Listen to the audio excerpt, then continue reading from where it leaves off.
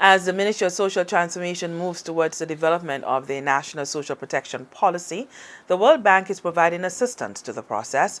We hear more about that in this report. On the heels of the launch of a national social protection policy, the Ministry of Social Transformation, Local Government and Community Empowerment has received support from the World Bank to streamline the implementation of social safety net reform. This non-lending technical assistance through the Rapid Social Response Trust Fund has provided for a consultant, Dr. Lorraine Blank, to guide discussions and provide advice to the Government of St. Lucia on further developing elements of the phased intervention strategy of the NSPP. Not too long ago, we launched our social protection policy, and enshrining the policy is the initiative to improve some of the social services that the ministry provides. And two of those key initiatives, so these key services that this ministry provides would include one, the Public Assistance Program, which we call PAP, and also the Kudme St. Lucie program. Dr. Blank will prepare and carry out an analysis for the development of the minimum standards and community standards to be implemented as part of the social safety net reform. The final product will include suggestions for a list of minimum standards and community standards and an estimate of costing and suggestions on how each standard could be measured and monitored.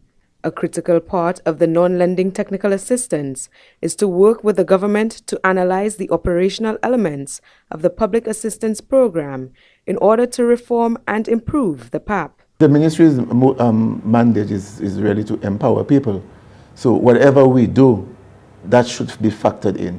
And by giving, through the PAP, through the Public Assistance Program, if it can be created where we for example, allow somebody to be able to use an ATM, if the person can go there, that to me will be empowering the person. So if we can factor in the disbursement apparatus, that element of giving somebody a card. You know, you have a card, you go to the ATM, and then you can withdraw your money. So if in the process we can teach the person how to go to the bank and how to open an account and how to open an ATM account and take the person to the ATM machine and show the person how to access the little resources from the ATM, that, to my mind, the psychological impact it will have on the person will be nourishing and very rewarding for the individual. One area the government has requested technical assistance in is exploring the possible introduction of core responsibilities to the cash transfer program. Therefore, the consultant will work with the government to explore different possibilities of core responsibilities, looking in particular at critical areas, including employment, vocational training, and parenting skills, to mention a few.